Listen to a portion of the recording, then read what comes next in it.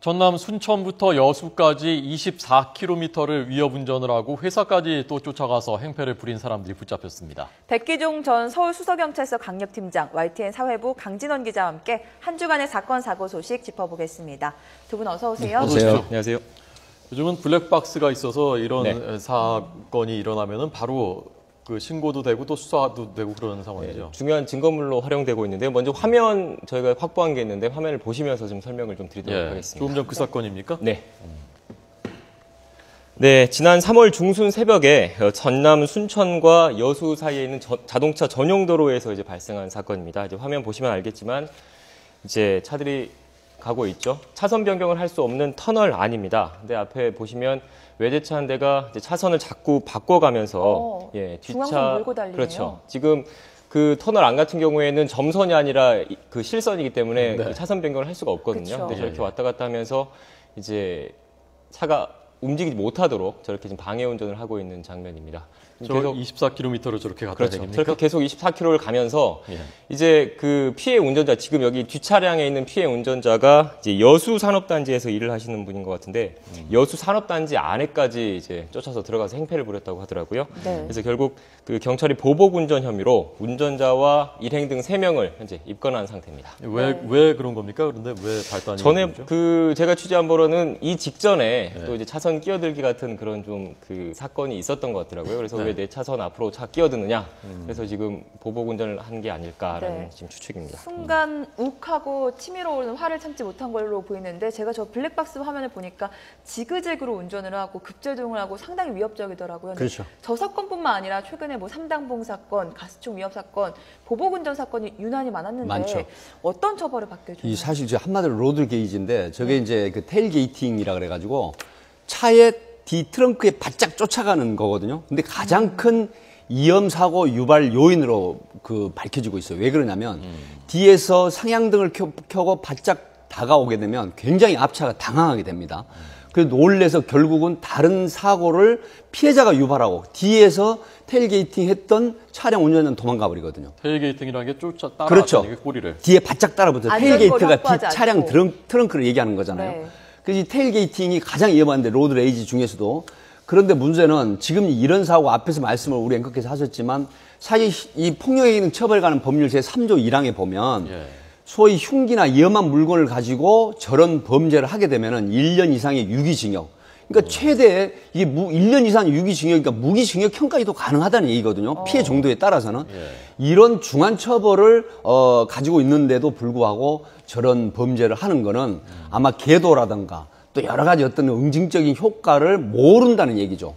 그래서 사실 우리 YTN에서도 이런 보도를 많이 해줌으로 해서 굉장히 그 큰 효과를 볼 수 있다. 저는 그렇게 생각을 합니다. 외제차 운전자는 회사까지 쫓아가서 또 행패를 부렸거든요. 그럼 형이 더 올라갈 수 그렇습니다. 이제 지금 경찰에서는 업무 방해하고 이 폭처법으로만 입건을 했지만 사실상 저게 심층 수사를 하게 되면은 협박죄 또 가능합니다. 왜 그러냐?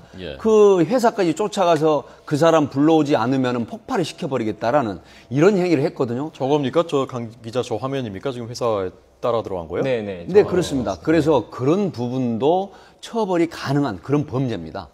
사고가 나면 3년 이상 징역형이군요.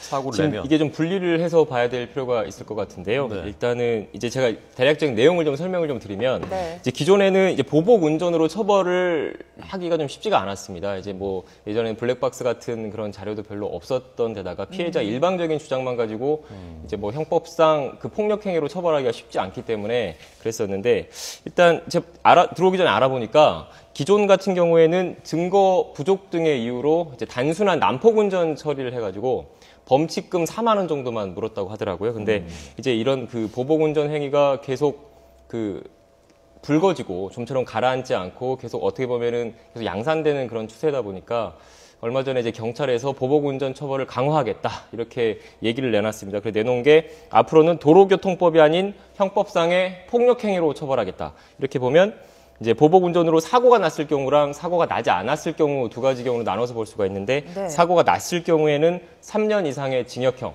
사고가 나지 않으면 1년 이상의 징역형을 받을 수가 있습니다. 반대로 얘기를 좀 들어보면 블랙박스라는 증거 자료가 없고 피해자의 주장만 있다면 처벌할 수 없다는 얘기로 들리는데 저도 얼마 전에 좀 사고가 났었는데 블랙박스가 하필 꺼져 있었던 적이 있었거든요. 그렇죠. 그런 경우 있죠. 그런 경우가 있죠. 지금 2천만 차량에 1,000만 블랙박스 시대라고 합니다. 네. 그런데 블랙박스도 없고 주변에서 목격자가 없다고 하는데 나는 분명히 피해를 입었단 말이죠. 네. 그렇지만 현재 그 피해 당할 때 상황, 시간 있죠, 시간. 네. 시간과 상황을 정확하게 진술을 하게 되면은 지금 거짓말 탐지기까지 동원해서 이 사람이 누가 거짓말 하느냐, 피해자가 하느냐, 가해자가 하느냐, 이렇게 해서 얼마든지 그 수사 기법으로 밝혀낼 수가 있기 때문에 그렇게 되면은 시간과 그 어느 장소라든가 이런 걸 정확하게 기억을 하시고 그 다음에 바로 전화로 112 신고를 하시게 되면 모든 시간과 장소가 체크가 되기 때문에 충분히 가해자를 처벌할 수 있다. 이렇게 말씀드릴 수 있겠습니다. 예. 백 팀장님도 직접 운전하시죠? 운전하죠. 저런 경우가 실제 많습니다. 실제 많은데 사실 우리나라 한 매체에서 217명을 상대로 이 조사를 해봤는데 약 40% 정도가 로드 레이지 경험을 했다고 해요. 도로의 분노라든가 이런 가해 피해 경험을 했다고 합니다. 그런데 이게 이제 보통 욱하는 성격, 그러니까 굉장히 점잖은 젠틀한 사람도 운전대만 잡으면 화를 내고 막 난폭하게 운전을 하지 않습니까? 그런데 이제 이런 경우 내가 만약에 피해를 당했다라고 하면 3초에서 5초 정도를 세고 그게 자기 체면을 건다고 합니다. 그렇죠. 예, 실제 이 분석에도 나왔는데 자기 체면을 걸면서 자기 통제하고 그 중에 또 가장 좋은 방법은 뭐 대다수가 가족 관계가 좋으니까 그러면서 그 끝에 가족을 떠올리게 되면 내가 가해자로 변할 수 없다.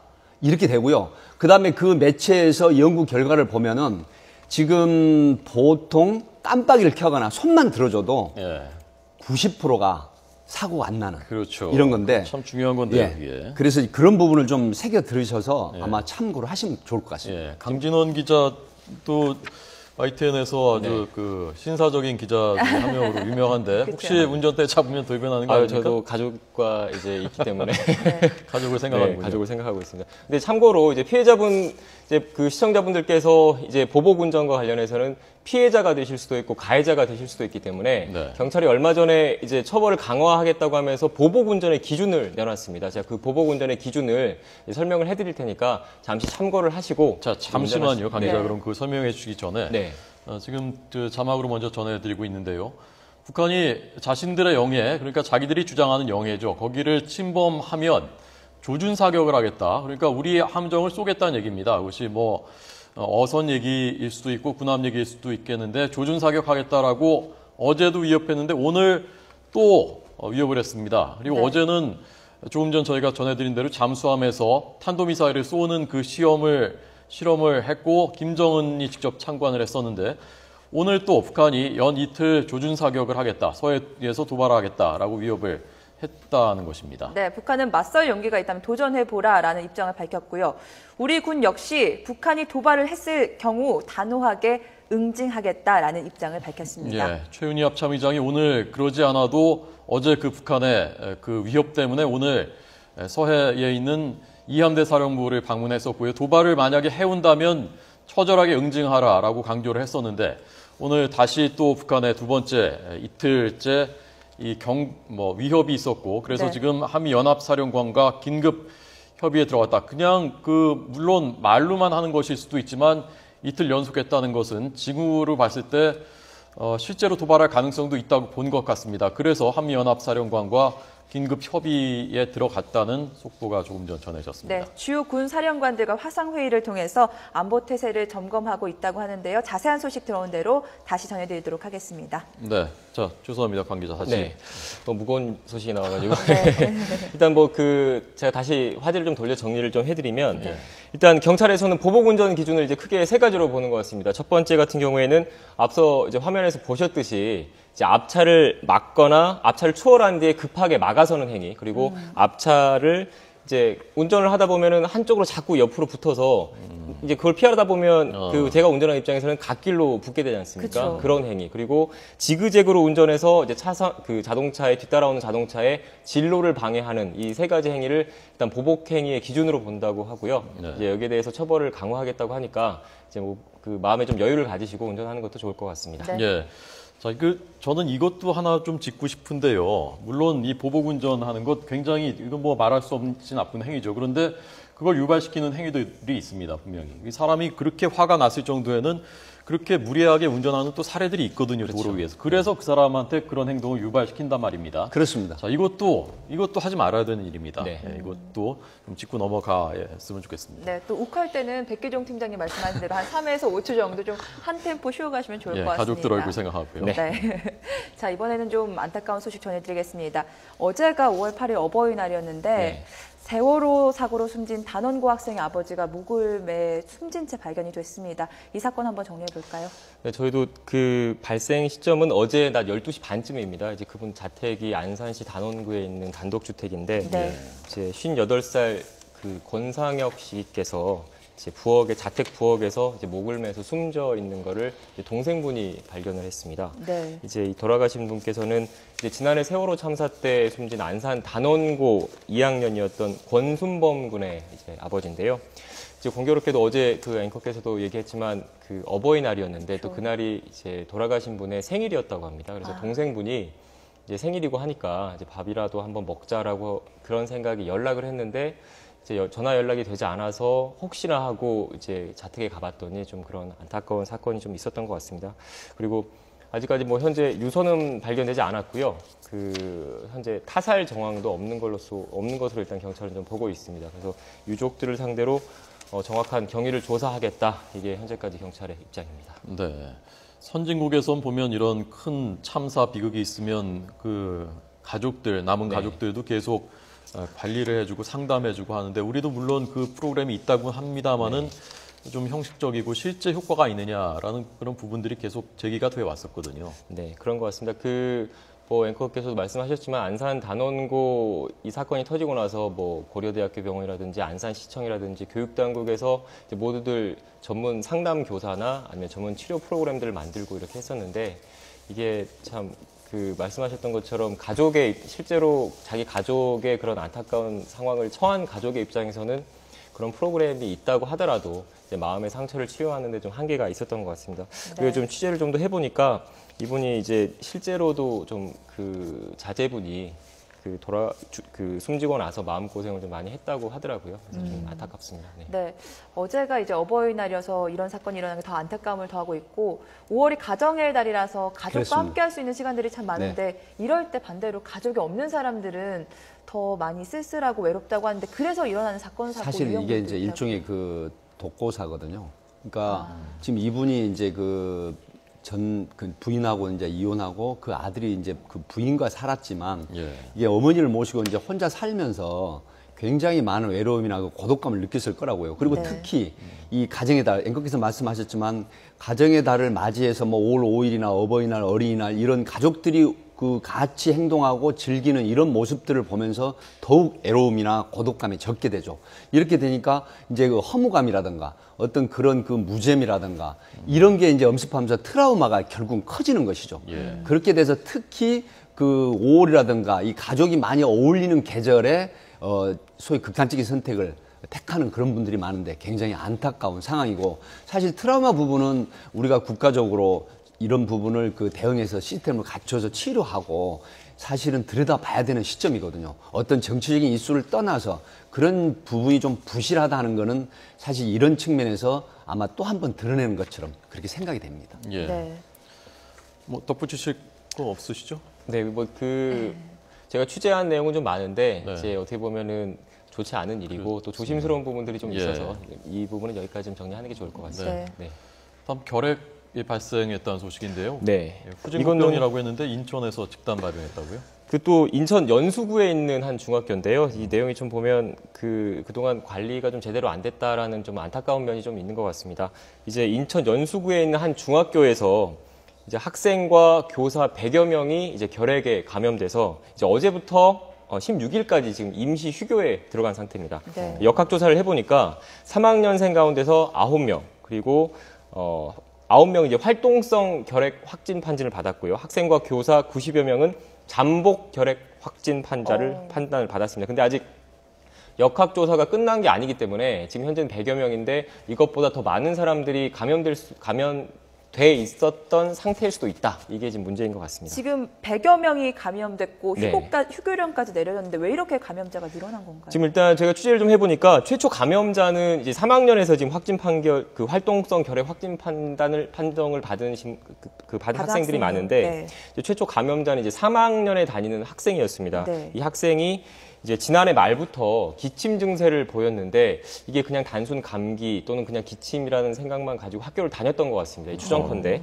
근데 계속 학교를 다니다가 지난 3월 26일 날 결핵 확진 판정을 받았습니다. 결국은 이제 그 전에 결핵에 걸렸을 수도 있는 상태인데 계속 그 같이 학교를 다니면서 이제 아이들 선생님들과 같이 수업을 했던 거죠. 그렇다 보니까 이제 그 사이에 여러 학생들한테 감염이 됐고 이제 전염이 된 걸로 일단 추정이 되고 있습니다. 이렇게 결핵이 잘 전염이 되는 병이었던가요? 저도 그래서 그 의학적인 지식이 없어가지고 오는 길에 좀 물어봤는데 결핵이 이제 호흡기를 통해서 전염이 된다고 하더라고요. 그래서 뭐 정확하게 그런 메커니즘은 저도 잘 모르겠지만 아마도 기침을 콜록콜록 하다 보면 교실이라는 게 이제 학생들이 그 좁은 공간에 다닥다닥 모여 있다 보니까 바로 옆에 있는 학생 같은 경우에 짝꿍 같은 경우에는 기침을 한번 콜록하면 호흡기를 통해서 감염될 수 있고 그게 또 이제 2차, 3차 이렇게 기하급수적으로 퍼져나갈 수 있으니까 그게 참 결핵이 후진국병이라고 해서 옛날에만 걸리는 병인 줄 알았는데 우리나라가 OECD 가입국 중에 결핵 발병률이 가장 높다고요. 네, 그렇더라고요. 저도 그 결핵이 저희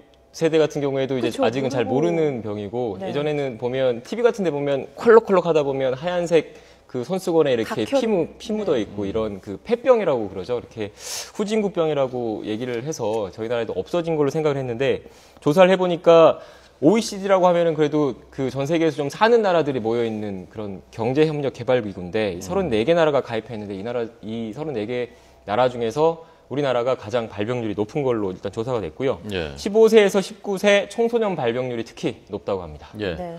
자, 마지막인데요. 이것도 많은 분들한테 뭐 충격을 준 사건이었는데 채팅 앱을 통해서 만나서 마약도 오가고 뭐 성관계도 하고 적발됐습니다. 네, 이제 이것도 문제인데요. 이 서울지방청 강력수사대에서 그 후배들이 했는데 이게 이제 소위 말하면 요즘 가장 그 문제가 되는 게 뭐냐면 이 마약에 연루가 되면은 본인뿐만이 아니라 가족, 나아가서 직장, 사회까지 병들게 하는 정말로 큰 범죄거든요. 네. 그런데 이게 요즘은 이제 그 국제 특성이나 국제 우편 그리고 또 뭐가 문제냐면은 이 컨테이너에 그 수입 면장 같은 거를 이제 소위 말하는 품목을 위조해가지고 들어오면서 세관에서 검색하는 게 쉽지가 않거든요. 이런 측면을 파고들어서 우리나라가 지금 마약 청정국이라는 이런 점을 이용해서 이제 들어와가지고 우리나라를 거쳐서 가는 것도 있지만 우리나라에 또 굉장히 많은 마약이 지금 확산되고 있거든요.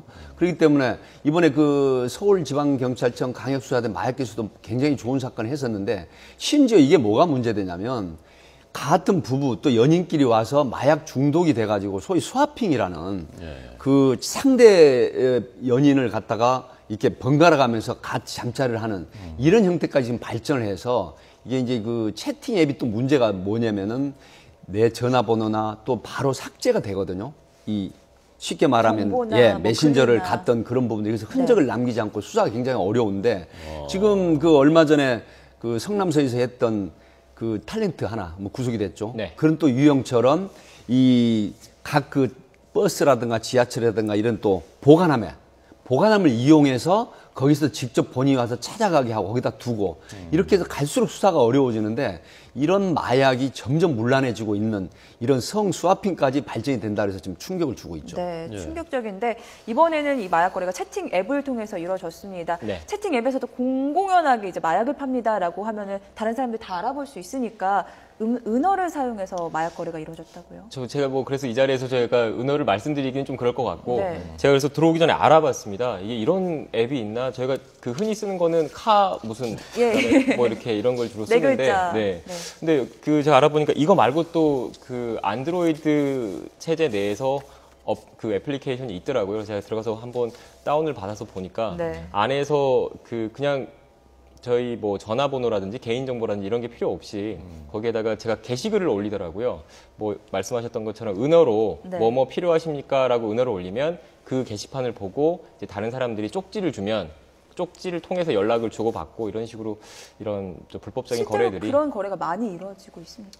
실제로 많이 이루어지고 있는 것까지는 잘 뭐 좀 더 확인을 해봐야 될 것 같은데 네. 이런 거에 대해서 경찰 쪽에서도 이제 갈수록 범죄 수법이 진화하고 있으니까 주시하고 있는 것 같습니다. 예, 이번 사건은 몇 명이 모여서 저걸 한 거죠? 지금 저희가 보니까 뭐 정확한 숫자까지는 일단 파악이 안 됐는데요. 대략적으로 마약 판매책 부부가 있었는데 이 판매책 부부가 주도를 했고 그 외에 이렇게 그 여러분들이 연루가 된 것 같은데 구속은 9명이 됐고 네. 18명을 불구속 입건했거든요. 네. 근데 한 20여 명 정도 된 걸로. 그런데 이 마약을 투여했던 사람들이 뭐 상당히 또 그 나름대로 생활도 괜찮은 사람들이 끼어 있고 또 뭐 스펙도 있는 사람들까지 있어서 이게 지금 그 여성들까지 점점 번지고 있다는 조짐이 있어서 굉장히 우려스러운 그런 상황입니다. 예, 네. 알겠습니다. 지난주에 있었던 사건, 사고들 백기종 팀장님 그리고 강진원 기자에게 들었습니다. 두 분 고맙습니다. 네, 고맙습니다. 고맙습니다.